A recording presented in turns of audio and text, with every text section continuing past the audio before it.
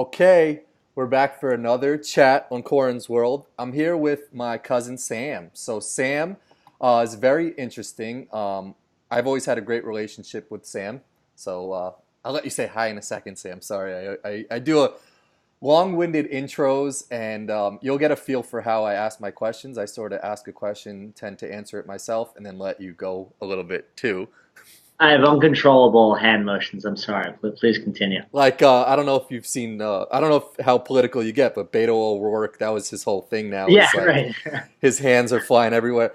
I personally Same here. think for him, just to before I introduce you, I think that's a great tactical thing that he's doing. I don't know if he's doing it on purpose or not, but it brings conversations to whatever he's talking about. Because like if he wasn't doing that, no one would be talking about him. But the fact that Yeah, he's doing that absurd hand motion crazy thing is making people interested in whatever the hell he is talking about. yeah, and then people will listen. Some people will agree, some people will disagree, but at least they know what he's saying. Yes, and like people will make fun of people with green hair or like crazy big earrings, and like once you get past that, like they've got your attention already. So like they've already like won that battle of getting your attention with whatever absurd thing they're doing with their hair or whatnot. Yeah, and you have a yellow shirt on, so I'm listening. Yeah, good point. I've got my Strength in Numbers Warriors shirt on tonight. All So right. my Okay. my Knicks haven't done me any well, so I've jumped Yeah, on the sure. Warriors bandwagon. So let me. So I was saying always had a pretty good relationship with you. You are my first cousin, and I am I'm 30. How old are you? 27. 27. Okay. So one thing that I've spoken to you about this a little bit, but when we were growing up, we'd have play dates. We'd always be at your house. And one thing I was always fascinated to see with you was you were incredibly smart with math. It was like next level math skills. And I don't know if this was because I was not smart at math, but I would ask a math question and you would just crank it out with an answer. Um, First, if you want to give a little introduction, you could do that. But then, if you want to just talk a little bit about when you were younger, if you realized you had some crazy math skills that maybe I saw in you, but I don't know if you saw it. Yeah, interesting question. I think I just reacted to the way that people around me acted. I genuinely think the reason that I became so good at math was because I was just very interested in math. So I was actually pretty late to be able to read. From what I hear from my parents and Mhm. everything. So at 6 years old, I was able to read, but not all that well. And it wasn't until I was like 8 or 9 years old that I was really able to write in any kind of a reasonably fluid way. But I was just so fixated on numbers. So my parents would tell me how they got the Berenstain Bear books for me when I was growing up. These like kid books, Classic. Bear, classic, yeah, very mid '90s, and I had no interest in reading them. I would just, I think I had 24 books. So what I was interested in was how many different like multiples of 24 could I do? So I would do 6 stacks of 4 books and three Wow. stacks of 8 books. And I was just sort of interested in like, okay, well, if I have stacks of 5, then I fall one short of being able to get to 25. So I only have 24. So that's how I was weirdly fixated on just like the math and the numbers and order in that way. So it wasn't even so much, like these basketball players who are incredible shooters. They get great by taking thousands of shots a day, right? I think for me it was I was doing math in my head hours and hours a day while other kids were thinking about other things. I was thinking about the relationships between numbers, and it was through practice that I got good. And I practiced a lot because I genuinely enjoyed it, and it didn't feel like work. I mean, I obviously wasn't thinking through it consciously at any point at that age, but I think that's what it was. I just loved it, and then I did it so much that it became second nature. Yeah, I mean that's so. Oh, there's like a weird echo on my side. Hopefully that goes away.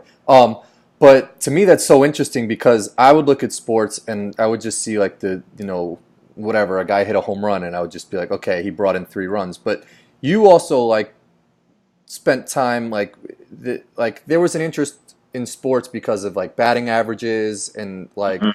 all that became interesting to you because it was numbers, right? Yeah, that's right. So I remember, um, my dad when I was 5, 6 years old, he was desperately ready for me to become a baseball fan, for that to start clicking, and he got me some baseball cards and tried to walk through it with me.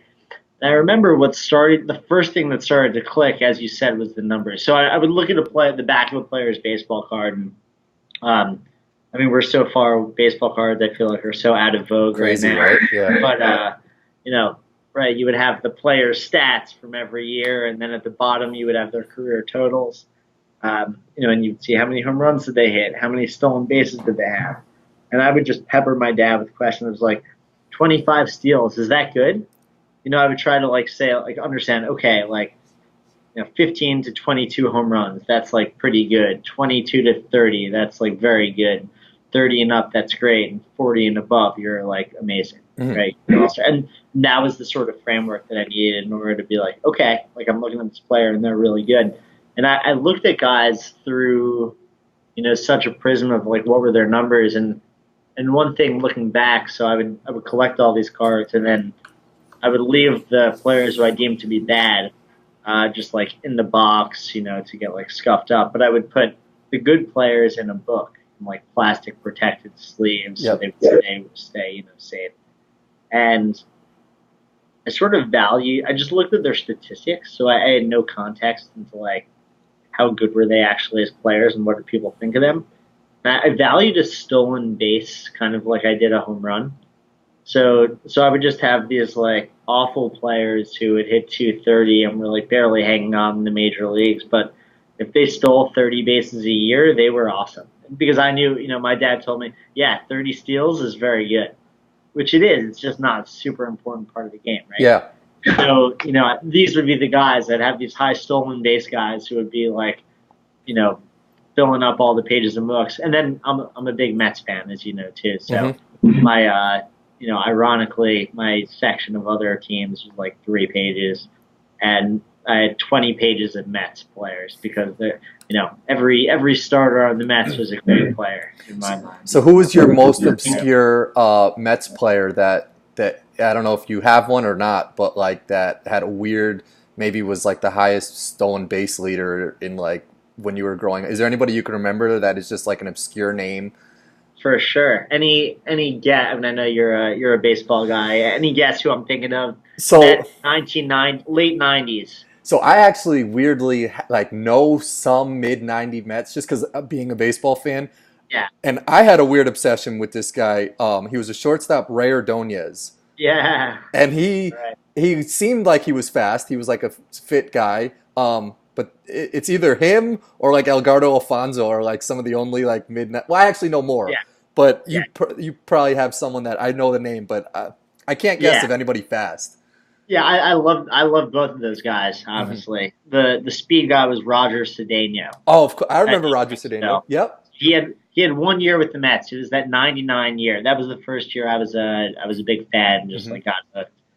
He had, I want to say 66 steals. Wow. I for some I could be wrong. Don't quote me. We can look it up later. But the numbers weirdly stick with me. I can't remember faces for crap. But uh, numbers stick. So Cedeno was might as well have hit 66 home runs in my eyes. So it's interesting that you look for that stolen base stat because I mean, it's interesting how your mind works like that, where a lot of people are just looking for the home run ball and the stuff that's obvious. Like you were finding a different channel, which is almost like math in general, is finding a roundabout way to maybe find an answer or something like that. How do you think kids now can do that? Because there's not really, like you said, there's not many baseball cards to look on the back of a card and see their stats. It's like ESPN telling you that Mike Trout hit 50 home runs or whatnot. Do you think there's a difference with kids growing up now and how they learn their math compared to how you were doing it? Oh, 100%. My mind is always blown. I in some ways still feel like a kid. I imagine We are. you do too, right? Yep. Uh, but right? We're so far removed now. I mean, we're 20 plus years removed from elementary school, right? And the way that like we're a full generation apart. I mean, as you know, with your daughter, Yeah, and I have no idea how people are doing it, but my sense is that mental math would not be valued as much. People are probably using calculators more than ever and just using their computers to do it, yep, relying on the internet to be able to look up information as opposed to being able to memorize it and recall it. And I don't know. I don't know if that's right or wrong. I think there's a tendency to believe that the way things were was the better way. Um, I think there's probably something good about needing being able to know things off the top of your head without having to look it up, because I I think agree. that instill credibility. Yep. Trust if you can just say something and know it and not need to look it up. But at the same time, my girlfriend was telling me today or yesterday about a family friend of hers who is 10 years old, who was just going off on explaining Elon Musk's life story and talking about what open source code means, Jeez. and explaining cryptocurrency and all of this stuff that many of us and our peers don't fully understand. And he really uses Google as he's just very curious about everything, and literally everything is available on Google. Yep. And he is just sucks up that information like I used to suck up all the multiples of 24 Yeah. as a kid.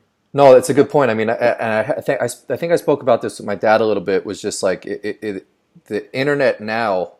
It's good, like you said, it's good and bad. Like it's awesome that you can have all this information at your fingertips. But to your point, it almost made you, I don't know, respect somebody a little bit more, or if they could just give you that answer, whether it was right or not wrong. Like confidence was a big thing. Like the way you answered the question. I want to ask you one more question about your math skills as a kid, because I'm very fascinated by it, as a lot of people should be, because it was amazing to me to see you do this with numbers. Do you think in some way that it was like you're sort of like a math savant because you were very young and you knew all these things?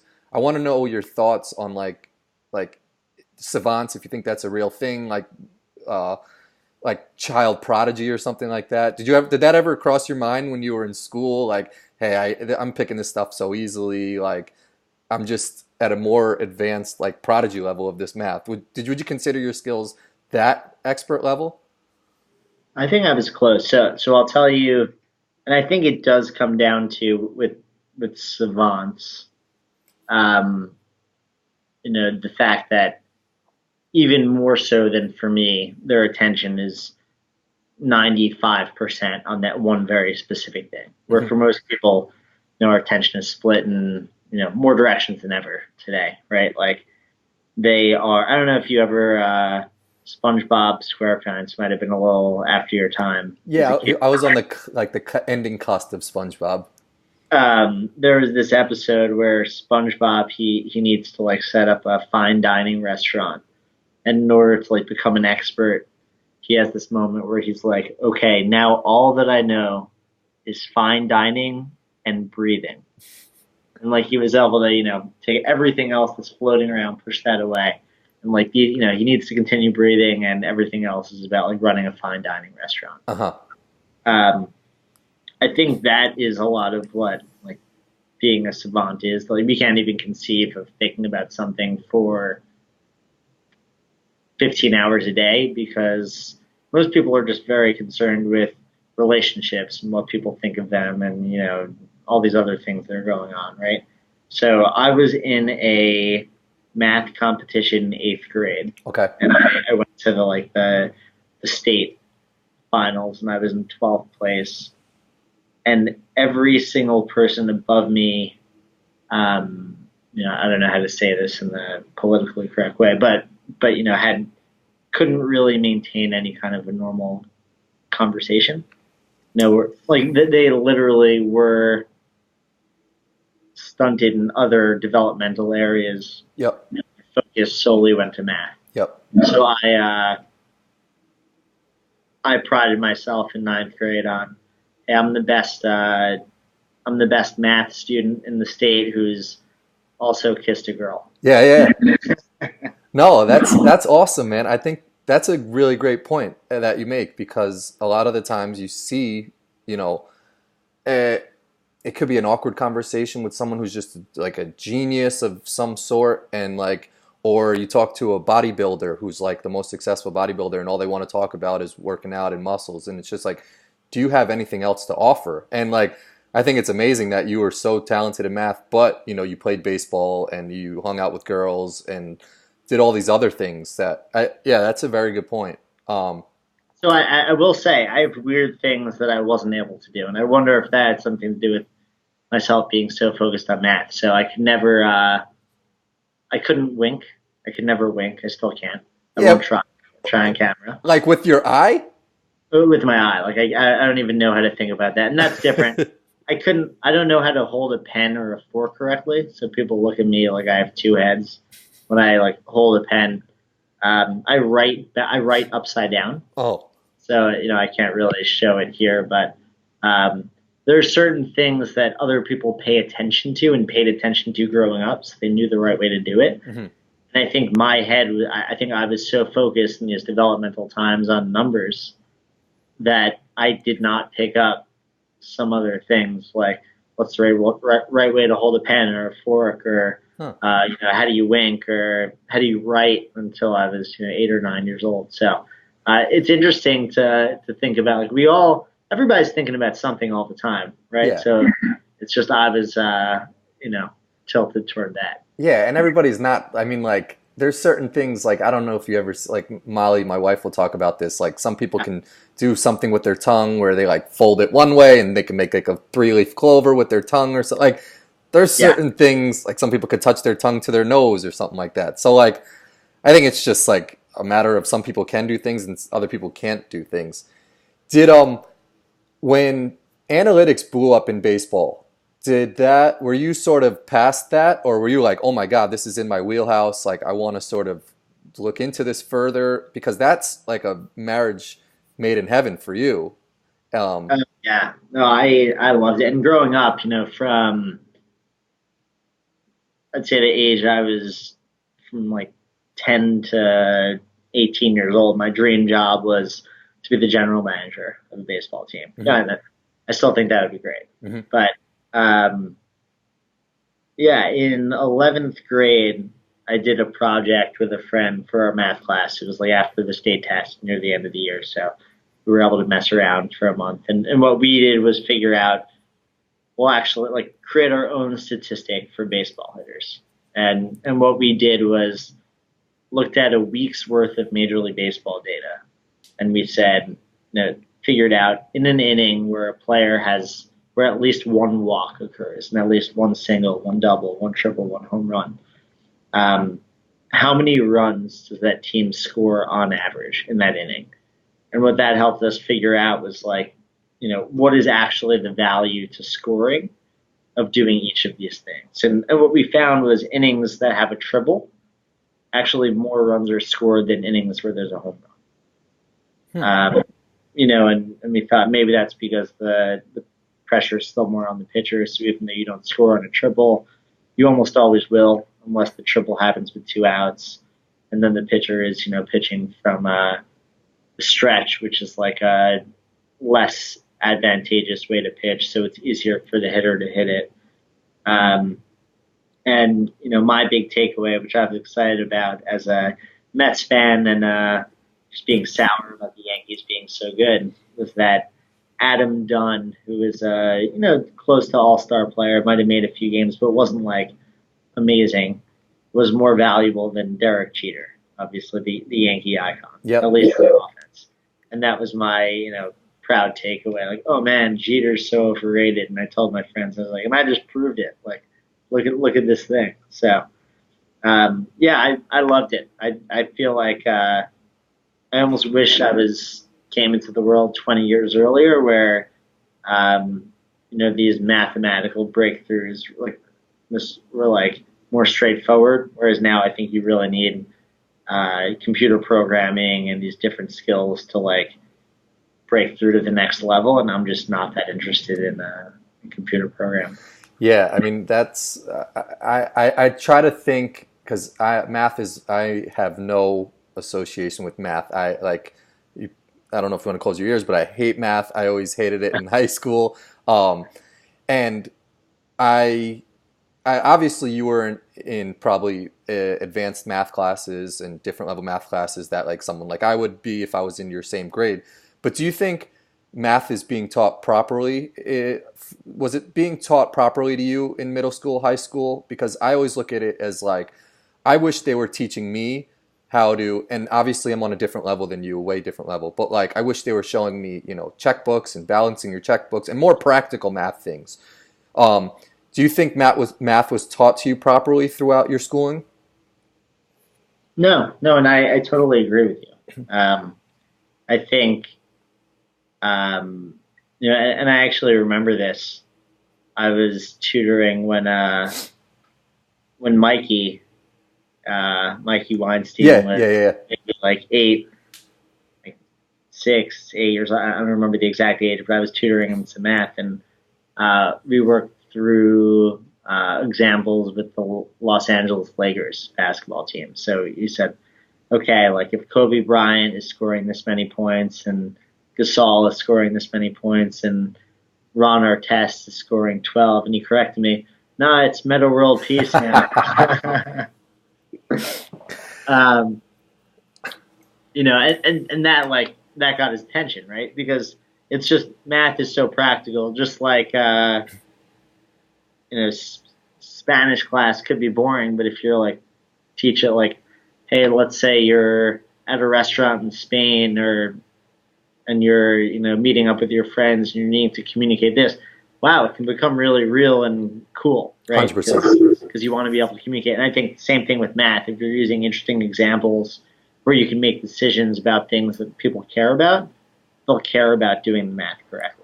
Yeah, that's a great point because I still to this day remember, and that obviously separates the good teacher, like the good teachers and the great teachers. Is I had a Spanish teacher, and I think Jed and Davina had the same ones in elementary school that taught all the capitals to Central America and South America in like this crazy song, and still to this day I have that in my like memory bank because like she turned it into a fun song, and to your point, she made it like relatable, and it was Right. like it was catchy and that's what drew me to sport management when I went to college was like a lot of these ideal like these boring subjects like law and whatever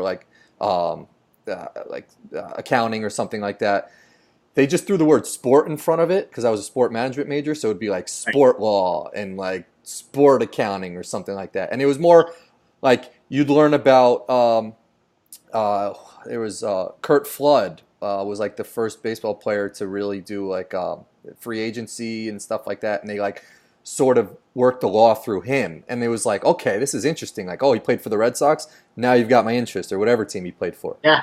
Um, but that's what drew me to my college was doing like a sport major. You went to school at Boston College. Right. What drew you to Boston College? Because something I just saw recently. I mean, we all know college is expensive, but I can't imagine how expensive Boston College is. But like, what drew you to BC? Was it did they have a good math program or something? Like, how'd you end up there? So honestly, I ended up there. So my mother, cousin Merle, is a grad school professor in the psychology program at Fordham University. So I actually had the opportunity to get a scholarship to Boston College. So Oh, nice, that was it. So I went there for free cool. in terms of tuition. So that was sort of you know BC. I've heard it's a great school. I like that they had the Division I sports. Yeah, So right around when I was applying, that was a little bit after Matt Ryan's run as quarterback, and BC was a great program. Um, I like that it was near a city, but it had its campus, like a bunch of pretty service level things. Reasonably strong business program, and that was my path to general manager at the time to go through a business program and do that. So yeah, That's really it. Yeah. What was it like? I mean, obviously everybody knows like New York, Boston, like that whole thing. I really haven't spent too much time in Boston. I know it's beautiful, but like, is there any animosity towards New Yorkers in Boston? Like, does that really show through? Like, can they be like, "Oh, you're from New York"? Is there any sourness between people there? I don't think so. I think when it comes to the sports, like as you know, absolutely. Yeah. Just a Bostonian to a New Yorker. One, I think there's so much crossover between them. So there's so many New Yorkers who end up in Boston. It's such a college town, so you had like there were just as many people from the New York area as from the Boston area who went to Boston College, just Yeah. because New York's so big and it's in the Northeast. But once you get to sports, it's intense. But for me, I'm a Mets fan, so the Red Sox I actually like. I'm a Giants fan as far as football goes. So hey, the Giants beat the Patriots in both the Super Bowls, so I'm quite all right with them. Were you out there when any teams, did the Red Sox or anybody or Patriots or anybody win while you were out there? Yeah, so I was there in 2013 when Okay. the Red Sox won. Okay. How was it out there? Just insane? Oh yeah, yeah, it was wild. Hmm. I remember. So in Boston, as far as bars go, they have a very limited number of liquor licenses that the city is willing to give out. Hmm.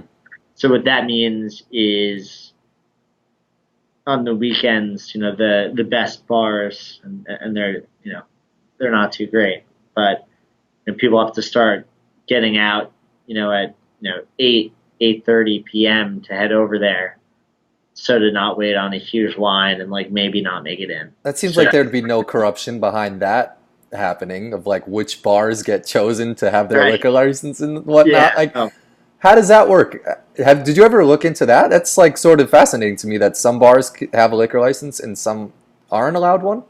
so I think I don't know how they were originally assigned, but I think my understanding is that there's a fixed number, and then once they're out of licenses, basically a restaurant has to close down in order for the next one to get one, or it can be sold from potentially from restaurant to restaurant. Hmm. So I think that's the way it goes. I mean, there are all kinds of rules. No happy hour is allowed in Boston, so you can't discount drinks. Wow. You bars have to close by 2 p.m., 2 a.m., which I know happens in other cities Yeah, yeah, too. yeah. Um, and there's one more. You can't just have a bar, so food needs to be served at every establishment that serves drinks. Wow, it's so interesting to me that like there's still I mean obviously you need rules and regulations, but like you go an hour south or wherever it is and you're in New York and it's just like everywhere can serve beer and like, you don't need food in the restaurant or like I was always fascinated by the accents in Boston that like so close from New York to Boston there could be such a drastic Yeah, difference in the speaking between people, you know? super interesting. And even how in certain different parts of Boston or different parts of New York, there are traditionally different accents Yeah. between those places. And I don't know. Like, do you in 100 years, do you think there's still going to be different accents in different cities in the U.S.?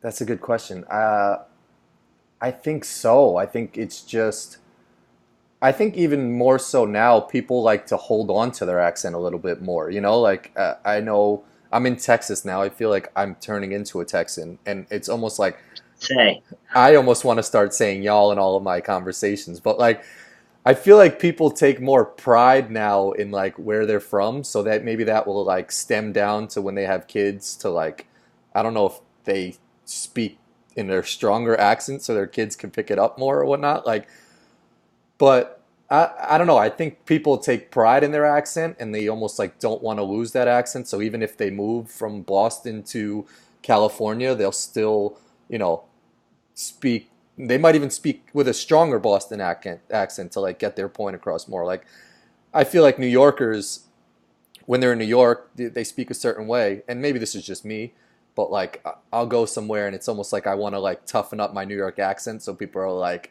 oh, that guy's from New York, you know, like. Yeah. So I don't know if that translates to my daughter like picking up a New York accent, but my father and mother, as I think your parents were too, are from like the city. But I don't think I have an accent. I don't think you have an accent, but everyone's going to hear each other differently in however many years. Yeah, it's interesting because before you said that, I was going to say I don't know if accents will exist in 100 years because everyone has access to the same media and we're all listening, more and more of our time to the same YouTube videos and Kardashians, everyone's sort of speaking the same language and like that's more of what we're hearing rather than even just necessarily our peers at school, right? People are hearing everyone around the world are hearing the same people who are speaking. But I think pride in local areas does come in waves, and you have you have political waves, you have waves of people thinking more globally and then more locally as far as because we're human eventually, like at the end of the day, and people want to feel like they're part of something.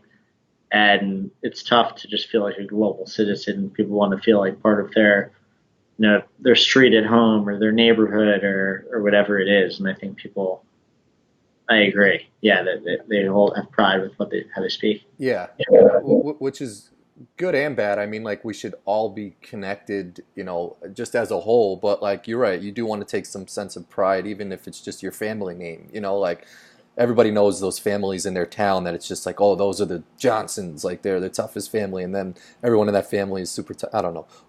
I Was there a family in New Rochelle that was like the most well known like that family name?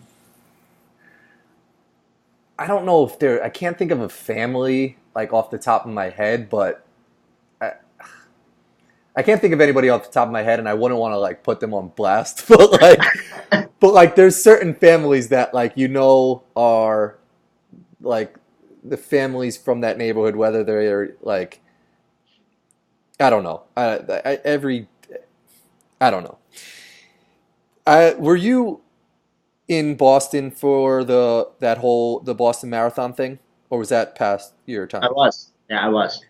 So I actually, it was the year. So I ran the Boston Marathon the year before that. Yes, I knew you did. Okay, that's what I was going to ask you. The year I ran it, you know, I'm lucky that I ran it the year I ran it, and not the year of the attacks, of course. But it was 90 degrees, which also sucked. When you ran it? When I ran it, it was 90 degrees. Yeah, we can get into the bombing in a second. I'm fat. So how many miles is the Boston Marathon? So it's 26.2 miles for the Wow. marathon. And were you always into running, or was this something that you were like, I'm going to train and do this one day? Yeah, so I ran cross country in high school, Okay. and I was always kind of like started running a bit, maybe fifth or sixth grade. Like I just liked the numbers of it. Trying to Really?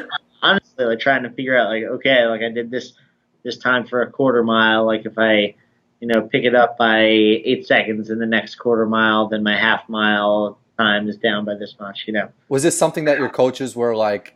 Because I know high school coaches. My brother is a high school coach, and like he's very educated, but a lot of the times they'll just throw like a random dude in as a track coach. Did you ever have a coach that like you would clash heads with because you'd be the kid that's like, if I could take my mile down by here, and the coach is just like, Sam, I'm just here for the paycheck, dude. I don't think I was good enough Oh, to for okay. the coach to care that much.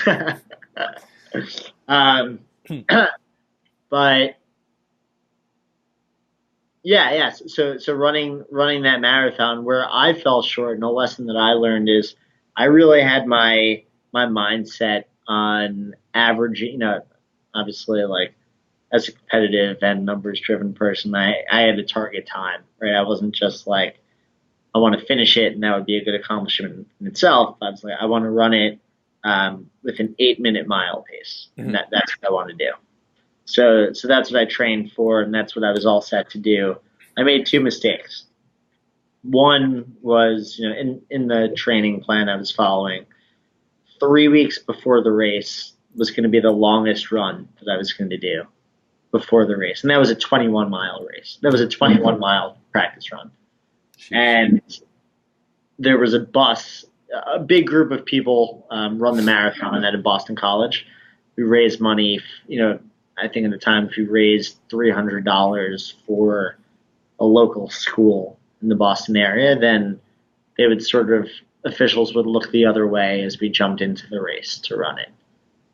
So that's what I did, along with probably 150 other students at Boston College. And there was a bus that was chartered to the start of the course 3 weeks before for us to all do this 21-mile run together, and I just overslept my alarm. So I woke up at like 7:55 a.m. just by chance. This was leaving at 8 to take us down. And, if you're about to run 21 miles, you want to have been up for an hour, mentally prepare. like having a banana, whatever it is, maybe starting to stretch a bit. And, Yeah. I was gonna hustle there, but I was like, I cannot run 21 miles, straight out of bed like this. So I passed on the run, and then there was just never a good time to do it. So I came to the marathon having to run 26, and I had never run more than 18. Oy. Then there was that heat, and I didn't adjust my game plan at all, which is a mistake and something I learned from. So I should have said, okay, you know what? I wanted to do 8, but it's really hot. I didn't do that 21-mile run. Let me pace to 8:30, and that would be awesome. So that's what I want to ask you, and I know like analytics is huge, and I know like numbers are huge for you, but like you set a target goal of like a certain time, but do you think that there's something that is factored in that is just like your adrenaline's pumping, that maybe you can push yourself a little bit more, something that you didn't realize when you were doing the math beforehand, that like you almost can't take into account when you're trying to game plan for running the marathon or something like that? Like, so my question is like, they say numbers never lie, but like sometimes they could, right? Yeah, I mean, you need to look at the right data and the right details, and sometimes it's easy to overlook what that is, and sometimes that data is not available. Mm-hmm. So I think for me, adrenaline was a big factor. So I went into the race, and I'm trying to do 8-minute miles to start, and that's kind of my plan. But it's very crowded at the beginning of the race, and I want to stay on pace at 8. So what do? I start weaving around people to try to keep up my time.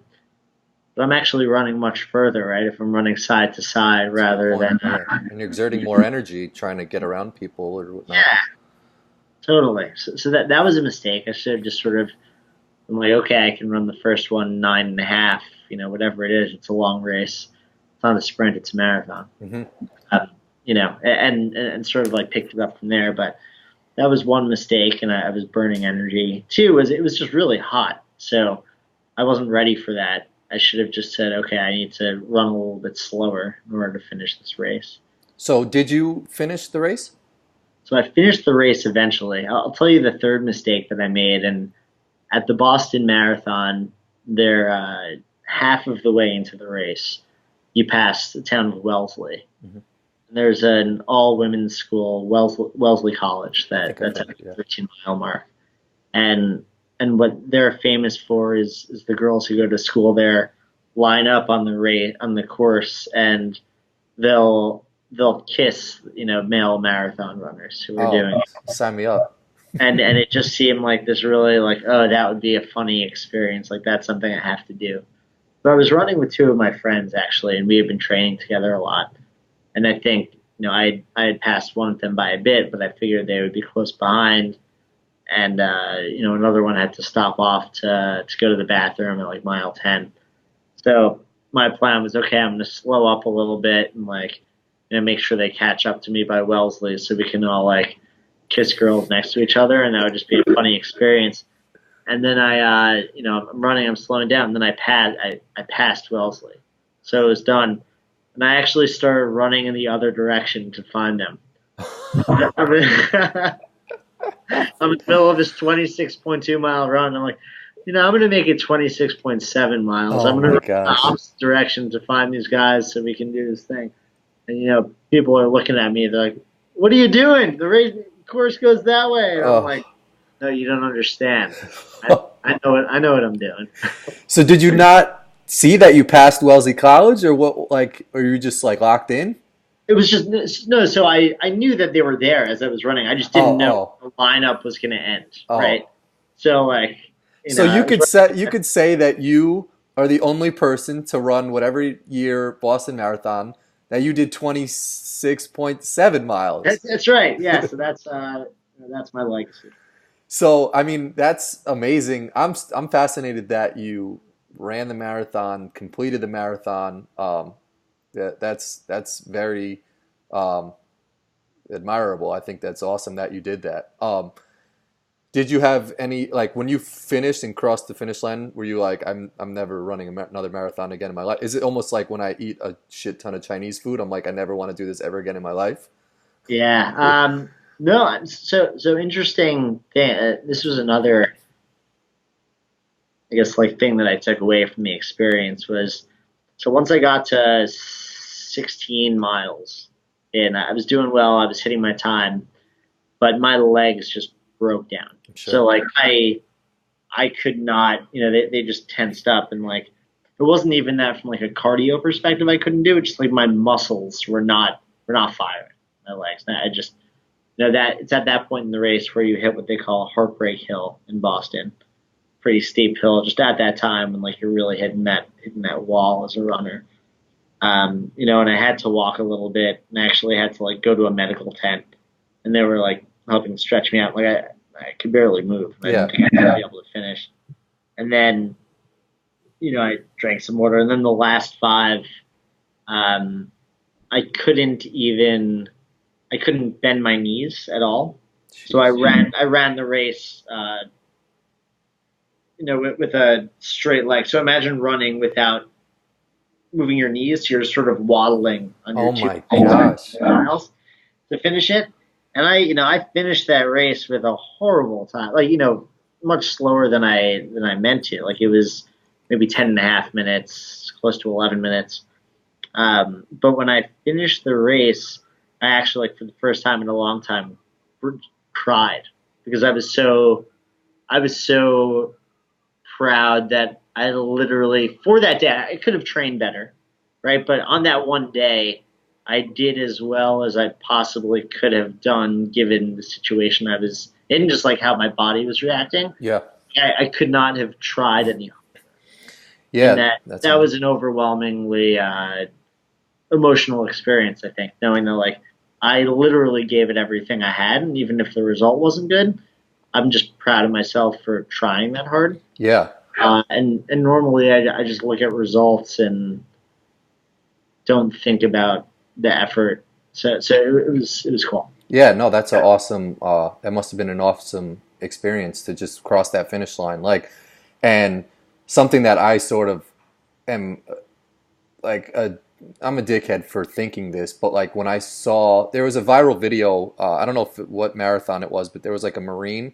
I don't know if you saw this, and he was like crawling at the end of his marathon, and I almost was just like, come on, dude, you just do this, like, just at least walk the rest of the thing. But to your point, like, there's probably just like you can't do anything at some point of the marathon. And to your point, Yeah, like, you ran straight leg, he was gonna finish it crawling, so it's just like by any means necessary, like, get across that finish line. yeah, right. Yeah, I'm sure if this guy was crawling, like, would have given up if he didn't want to finish it, right? But the crawling, like, probably could not have walked. Yeah. And how So much of it was how much do you think is like the mental component? Because I see like on Joe Rogan's podcast, I don't know if you know this guy David Goggins, but he was like a Marine and he's like an inspirational speaker now and he's incredible. He like runs these crazy, crazy long marathons and like does all these intense workouts and he's all about it being mental. I mean, like you see this with um like magicians who or like a David Blaine who can submerge himself in water and stuff like that. Do you right. think there was any mental component that you had to like find a really, really dark place and just try and get past that? I think so. Hmm. Yeah, yeah. I mean, it was definitely very mental. Like, I pushed myself past the point where I felt like I could go physically. I mean, Yeah. there was definitely a point where I felt like I could not move on. But what I did was I made a decision before the race that I was going to finish. I actually, the reason I ended up running was for those who don't run at Boston College on Marathon Monday, you wake up at uh, 7 a.m. and you start drinking with all your friends and you kind of watch the race. And it's just a big partying day. And it was my freshman year that I was watching with friends, and I was like, probably had a few drinks. And they said, "Oh, I'm going to do this next year." And the next day, my friends were like, "Hey, remember you said you were going to do this next year?" And I was like, "Yep, I'm going to do it next year." So I made the decision at that point. Like I told enough people I was going to do it that I wasn't not going to do it. So No, I had that's to make a choice. yeah. I think that again, I think that's awesome, and I tip my hat to you for doing that, man, because that's very incredible. Now, the unfortunate events that happened the year after, you said it was the year after was the bombing, right? That's right. So, what like were you still invested in the race the next year because you had ran it the previous year? Like, take me through that whole like day, that whole like the aftermath of everything that went down with that whole situation. Oh yeah. So on that day, right, I was definitely more invested in the race given that I had run it the year before. Of So I course. spent time watching it. It was toward the end of the day when the bombings happened. So, the fastest runners had already crossed.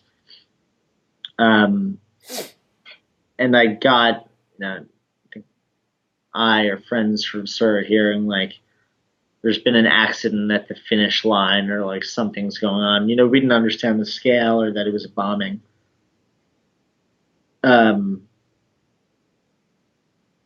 and then I think from there, we like people didn't know that it was intentional, right? People thought it was an accident. So you hear about these things on the news all the time, but it didn't feel that close to home and it didn't feel that real. I think to me even, but then it was once you started hearing about like, okay, Boston College is sending out, you know, an alert to make sure that everyone from the school who ran it is okay and like counting up the people, like that's when it started to become more real. When you thought about your peers who were running the race who you don't know yet if they're okay and if they're not. Um, and then in Boston, over the next few days, the bombers were still at large. Insane. People thought maybe they had like fled the country, or who knows. And then they were found on that. Well, the one kid was found in the boat. That's right, and that was happening. There were these chases going on with police like 5 minutes away from my campus. So we were actually on lockdown in our dorms, so we weren't allowed to leave. And you know, funny enough about where I was at the time, it was I had stayed over with my ex girlfriend that night. It was the first when we were starting to date. It'd be a bad night to get into a fight with your girlfriend It if was, any. but she wasn't quite my girlfriend yet.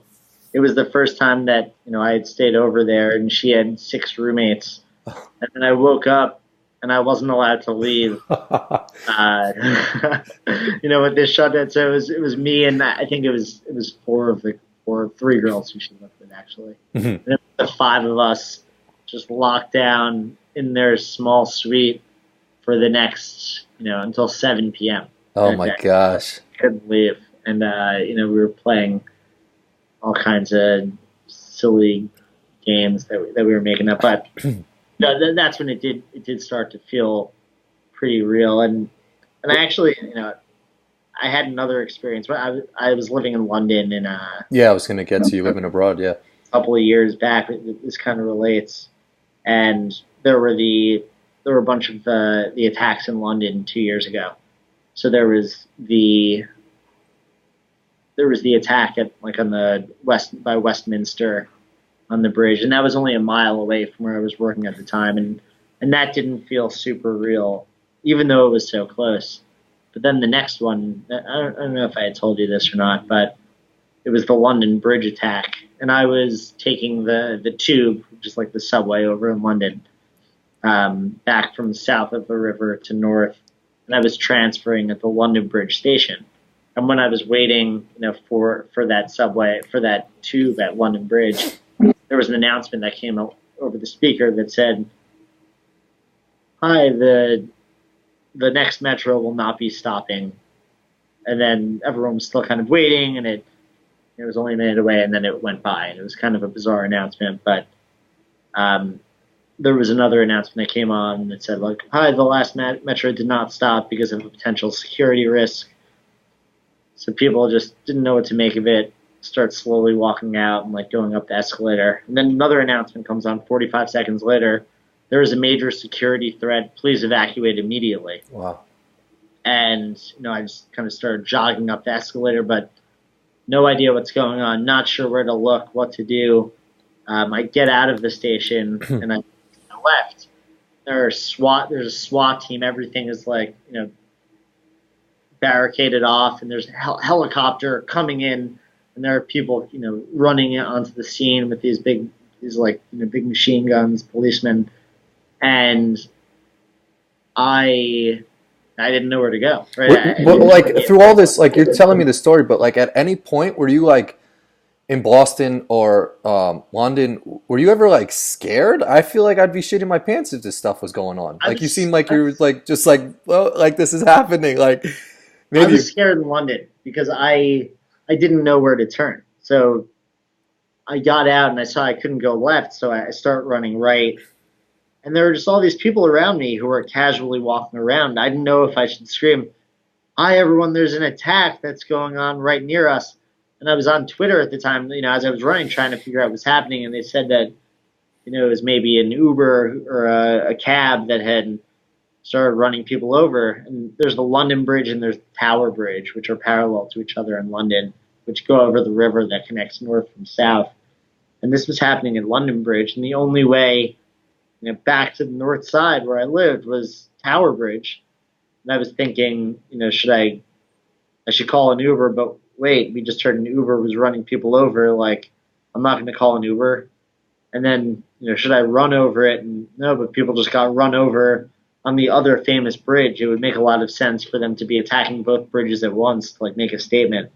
So I'm kind of in this space where I'm like, I don't know what to do or where to go or what's safe. So I just kind of sprinted over Tower Bridge as fast as I could and just ran, a couple miles home, not sort of knowing where to go or what to trust. so your first mindset was like try to get to safety, like, and not like saying there's any right way, or I don't know what the hell I would do, but I think I remember this time, and this was when like Facebook was big, and they might have started like this new feature that was like, Corin checked in safely from whatever, like this or that, like. Right. Did it ever cross your mind to and maybe you did or did not, but like reach out to your parents and say like, hey, something's happening, like I'm fine, or like where does that come into your mind before like, hey, let me get safe first before I let people know? Because obviously we're seeing this stuff real time too, from not there. So we're thinking, do I know someone there? Holy shit, Sam's there. Like, like is he okay? Like when does that start running through your mind? Yeah. And I think in 2017, people did have alerts in a pretty similar way on their phones to the way we do now. But probably not quite as much. And my not like I wasn't quite there with like realizing, second nature that everyone's seeing this at this exact time.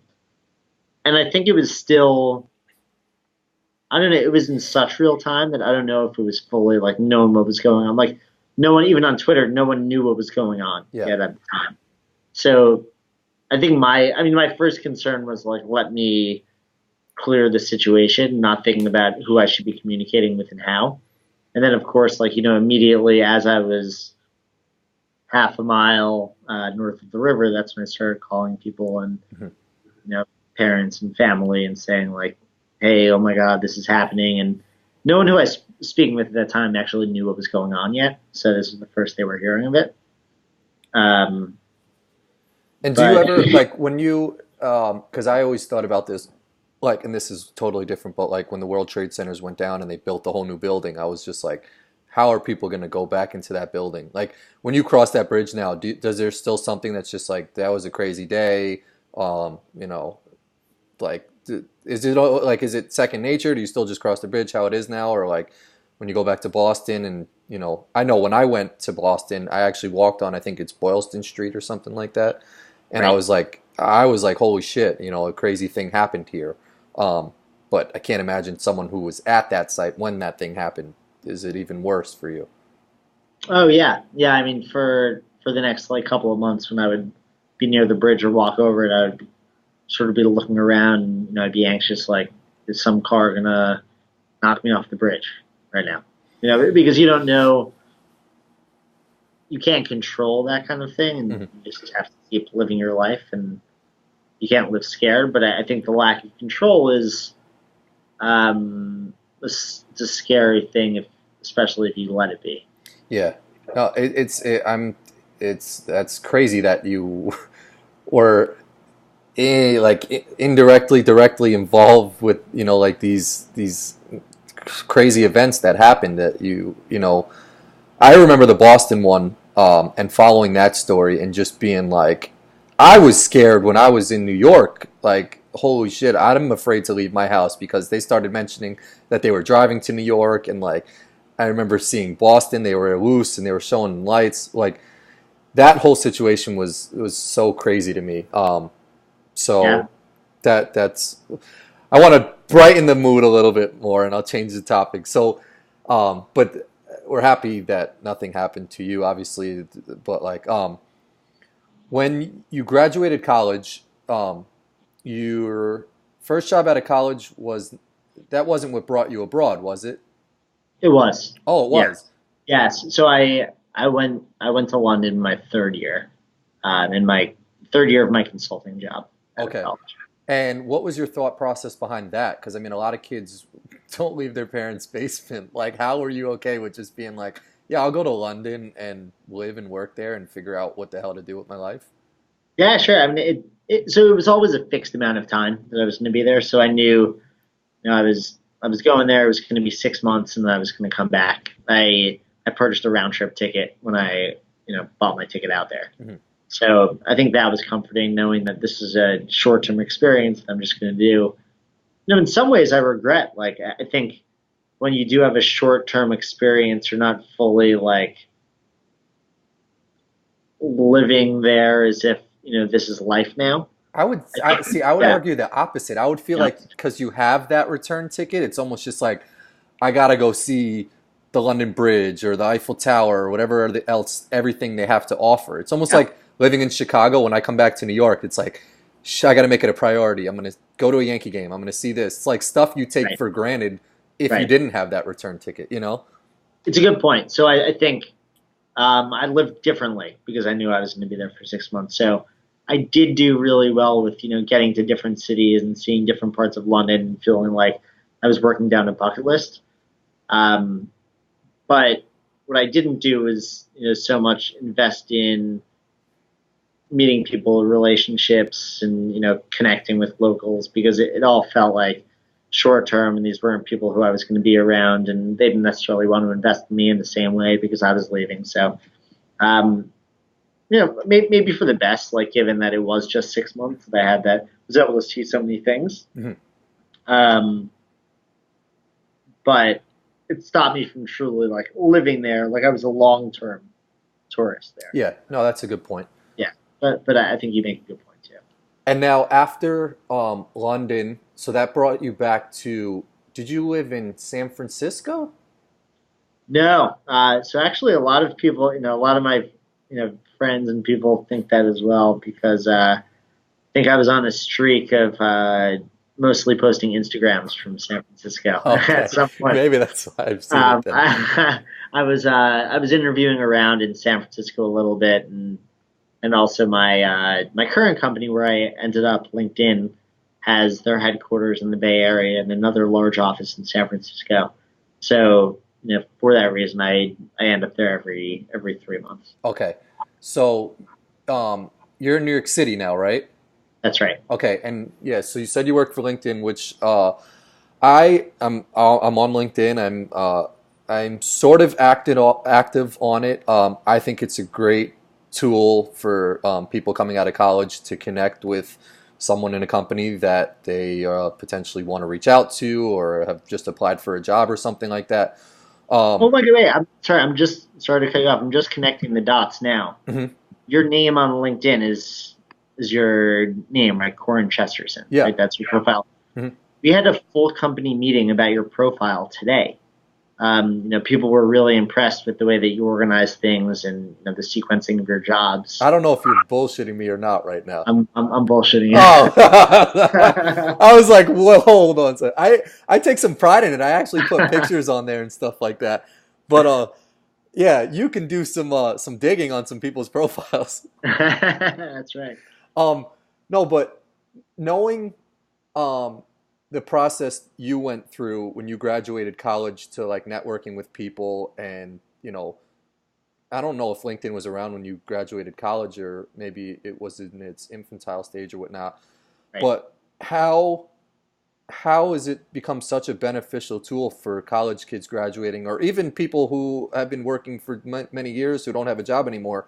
Like, talk about LinkedIn a little bit because I've always explained it as like a Facebook for business people or something like that, or like, can you sort of talk about that, like the LinkedIn world? And Yeah. So I think um, LinkedIn was back when I was graduating, it was pretty big. Like there were still, I think there are 600 plus million members today. So about 10% of the world is on LinkedIn. Back then, it was probably 300 million, I would say. So still a good chunk of people, but there wasn't as much content on there. There wasn't as much to do on the site. Um, I think I think LinkedIn is good and bad, and I think it has the potential to be really good. So why I say good and bad is one, it enables jobs to be posted online, which tons of people have access to, and it just does give more broader access than people, only getting jobs through knowing people and, wealthy families getting together and keeping the wealth in that one place because they can give the jobs to their cousin of or course, sister or, whoever else. Um, but LinkedIn is connection based, so there is still that aspect of you go to this elite business school with other people, and the jobs sort of stay within that circle. But I think LinkedIn recognizes this issue, and there's an initiative that's been going on at LinkedIn recently where employees and other people broadly at LinkedIn are encouraged to take one person. So people message people on LinkedIn, will ask about to understand what they do professionally and get on a call and try to network. And most people don't take those calls unless they say, hey, I'm friends with your friend, or I used to work with Cynthia, who worked with Greg, who I know is your boss. you And then still you'll need say, that foot in the door, so to speak. yeah, and you'll say, oh, okay, got it. I know these people. I've worked with them, so I have something to gain, or someone who I can feel good, in speaking with, that I helped Robert, that I helped you out. But people are not as inclined to speak with, um, you know, Bertha, the woman who reaches out, who you have no mutual connections with. Hmm. So there's a push to actually do speak with that person, because this is how we're going to open up opportunity to more people, and it is going to become that everyone has.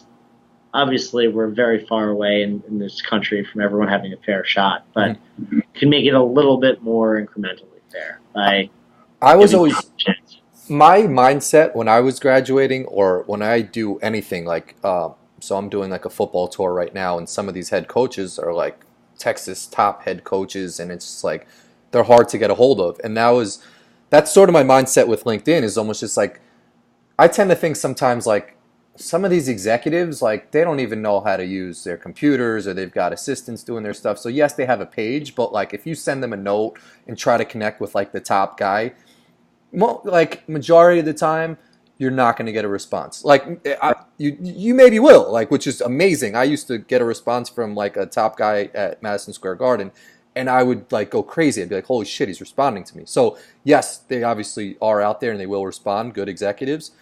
But to your point, which I think you're sort of saying, is like you want people to reach out to like everyone within the company type of deal. Like, Yeah, I think one, it's good to be reaching out to not just the top person, but to people who you see something in common with beyond just having common connections. So if you see someone who has similar listed interests or post content that you're interested in, or that you have other reason to believe that you'd be interested in, what they have to say, I think that's a great reason to reach out, beyond just the same person, because that's how things stay more insulated. yeah, no, that's a Um, good point. I did want to say, as you were talking about that, I've always admired the way that you go out and get what you want and talk to the high up person sort of fearlessly, and create opportunities for yourself. I Thanks, think man. that's a great quality that you have, that I can learn something from. Thanks. I appreciate that a lot. Yeah, I mean, like, when you told me you worked at LinkedIn, I was like so fascinated by that. Like, it's almost like LinkedIn is like one of those like Facebook, like top companies like a Google or something that like you hear about people working there, but like you never know anybody working there. Like, it was sort of cool that you worked at LinkedIn. It's like these sites, and LinkedIn in particular, that like have these massive like it's not some type of company where you're doing something. It's a really good company. It's providing opportunities for people to connect with people in an industry, in every industry. So like, um, it's almost like Facebook in that sense, where it's just like it's you can connect with family members, and there's so many different things you can do through LinkedIn. And now I started seeing um, people write like op-eds, and there's articles that you can post, and there's more Yeah, of like an interaction, like a homepage channel now, right. which has sort of drawn me back to it, because like I've said in the beginning, I have my page, and people have reached out to me on there when I have like my New York Knicks on there and said, hey, can you pass along my resume or whatnot. um, Right. but now I'm sort of more drawn to it because there are articles. It's sort of like when I was coming up in the sports world, there was this thing called Sports Business Journal, and it was a lot of like businessy sports articles that like you couldn't get in Sports Illustrated or something like that. It was a little bit more in depth into like the business world, um, Mm. and LinkedIn does that now. So it's just like I'm interested in you, Sam, and you post an article that you're interested about. That's not on Facebook. That's not like you saw a cow taking a crap or something like that. It's like you read an That's article. Yeah, I mean that is funny. But like now these business people that I've met and had a quick conversation with, walking, behind the basketball court, now I see what they're reading about, or it opens up more conversation. So I think LinkedIn has done a great job of that, and um, I'm just fascinated seeing the evolution of a lot of things. So whether it's dating, there was apps and all this stuff that sort of was a little past my time, so I don't know much about it. LinkedIn was sort of in my uh, wheelhouse when I was graduating college. That's why I created the page. Um, so I'm always fascinated by like the evolution of how things work, because me and you were a little older, but LinkedIn was still around. But like applying for jobs was not as easy as maybe it is today, and these sites help. for sure. Um, Agreed. so yeah, that's that. So I mean, I think LinkedIn is great. Yeah, I mean, that's that. I don't know. I think it's always great to evolve working wise. I don't know. I don't have much more to say on LinkedIn, but I think it's doing great things, and I think college kids graduating now can use it as a great tool um, to look for jobs and you know, find a career that they like. Yeah, I absolutely agree, and I think progress is like progress will always be made toward things that are easier. And I think people like tend toward just like the easier thing, the lower effort thing, and what can get the best outcomes with the least work. And I think it's the responsibility of companies like this and people in general who are making decisions to look out for, is this best for the world? Like, yes, if we produce 10-second videos of mind numbing content, people will watch it. But does that mean that this is like, just as we were talking about before with math, right? Like, is it good? People use a calculator because it's easier, but does that actually like hurt society ultimately? And do people know less and become less confident and become less interesting? I think that's something that LinkedIn and companies like this need to continue asking themselves and like build a product that's actually making us better and not just making things easier. Yeah, no, that's a great point. And yeah, I was just thinking when you said that, like, um, I used to handwrite letters to college basketball coaches and send them out, like, but LinkedIn, they probably have a profile. I can reach out to their executive assistant or something. So the fact that you're even thinking like, hey, there's still a little bit of that, there's still value in that personal touch. How can we Yeah, do that still on our site? in the handwritten letters, like I feel like with every year that goes by, that kind of thing means more and more Yep. to people, right? Because it's not the normal and it takes extra effort, and people care about seeing that effort and that personal touch. So I'll bring it all full circle now. So you're living in New York City, and I'll sort of wrap it up here. I like going for like an hour, and it sucks being on the road just because my connection sometimes a little lag. But I think this has been awesome, very informative, Absolutely. and I loved hearing about some of your stories because I know you as my cousin, but I think I sort of started bonding with you. Like I really felt the bond with you when you came out to Chicago. Yeah, it's a This great trip. I don't know how long ago that was now, but we went to the bar, we had a beer, and we just sat down and we talked. And I think this is awesome. So I'm always learning about you. Um, how's living in New York City like been? I mean, just compared to living in London or in Boston. Yeah, I love it, but I always feel like I need to continue to reset and not just do what's easiest. Like I think what's awesome about New York is you have access to countless neighborhoods and so many cool like cultural outdoor kind of Or experiences, restaurants and whatnot. Yeah. restaurants, different forms of entertainment. And what I have to continue to tell myself is like, all right, it is nice sometimes just sitting around with friends and like that's great, and doing that in apartments and going to the same couple bars or chain restaurants, but in the greatest city in the world, so I have to there's so much to take advantage of. So Is that uh, something that because you've traveled and seen um, different ways people work and the way the paces are different in different cities? Something that I'm really trying to focus on, and you just touched upon it a little bit, is like that work-life balance of sort of like mm, appreciating the time you have with your friends and like you have, I'm sure, a great job. You do have a great job at LinkedIn. I have a great job at my company. Um, Sort of understanding that like work isn't everything, like take time, like, because I'm sure your rent's not cheap, so it's like you want to have a good job to pay your bills, but like having that balance, has that sort of become more important to you because you've been so seasoned in cultures living in all these different places?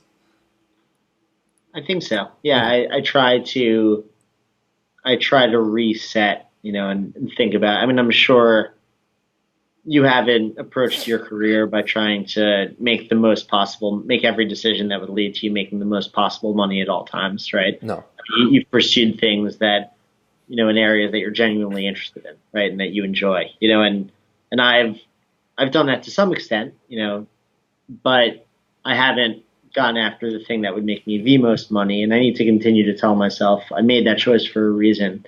And I need to continue to make choices where I'm doing things that make me happy, where I am pushing myself and learning, and I think learning and pushing myself will lead to hopefully some success. But um, the stat that money doesn't correlate with happiness, right? Once you reach like a reasonably low threshold, as long as you're comfortable and put a roof over your head and eat and all those things. I try to repeat, that back to myself all the time, and then say like, okay, like, you know, we have a short life to, make the most of things, and I want to put my head down and work for 60 years so I can optimize to live the best 70s and 80s that I can. Like, like, It's a how good does that point. make sense, right? Like, these are the ages where Doesn't. we have the most energy and, should go out and like do things and do new things. And, so that's what I think about as far as balance goes. Yeah, no, that's a great point. And I think that comes with, and I tell this to all my friends that, not necessarily live at home because they don't live at home, but like still live in the same bubble that is just all they've ever known. They play in the same softball leagues and go to the same bars. And I'm like, you got to get out and travel and try stuff and, like fail and succeed and just try different things, live in different places, have a conversation with someone other than, your hometown. And I think Yeah. you're a great example of that. You travel, you've lived other places, you've done a couple different like jobs, and I think you have a great like mind for that. And so hearing you say that like you want to balance it out and enjoy every moment now is awesome because that's where I'm trying to figure things out now. Even with this channel, like I was very skeptical at first. I was like, what am I like? Why? But I've really started to enjoy it, and I think I'll only enjoy it even more as I have more conversations and learn more about people, and so yeah, I think doing, this channel that you have is awesome. And I think it makes you so much, not you, but just makes anyone so much more interesting to like have their job, but then also have some other thing that they're also doing that they enjoy, they're passionate about. Um, just gives people a whole, and you and anyone else like a whole new dimension that probably makes you better at your job, honestly, because you're thinking more holistically about the world, and you can approach your job from new angles rather than just like the way that everyone else around you is doing it. So yeah, no, I know. I think there's like two it's great. ways to look at it. Like sometimes I see like I love seeing people do stuff like in their element. So like if you were at a math competition, I don't know, next year and you posted about it, like I love that stuff. Like and this is something that not living in New York, like I see it because he's my brother or something like that, but someone like my brother doing so many awesome things. Um but like I don't know, and this is the wrong point to make, but like some people just want to do that and experience it themselves. Um, but putting it out there for other people to see too is cool because then it's just like maybe they'll get out and do it as well. I don't know. I don't know the point I'm trying to make, but I like it. I think I get it, and I like it, and it's genius. okay, cool, thanks. Um, I'll wrap it up here. Anything else you want to like touch upon that like you feel you want to say or that we missed or whatnot? Too much to say. I'll have to come back and Yeah, join the channel for round two one day. absolutely. You are 100% welcome back. And like I said, it sucks being on the road a little bit because the Wi-Fi always sucks at these hotels I'm at, and like my lighting sucks. And like I hope people really watch this because that was awesome. Like I really enjoyed that conversation. So thanks for coming on and talking and sort of letting us into your world a little bit.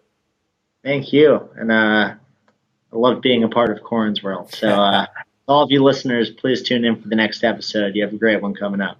Yeah, no, it is good. And so that's Sam. That's my cousin Sam. He's the man. Sam the man. All right, talk soon, Corin. Thanks, Sam. I'll talk to you later. Bye. Okay, bye.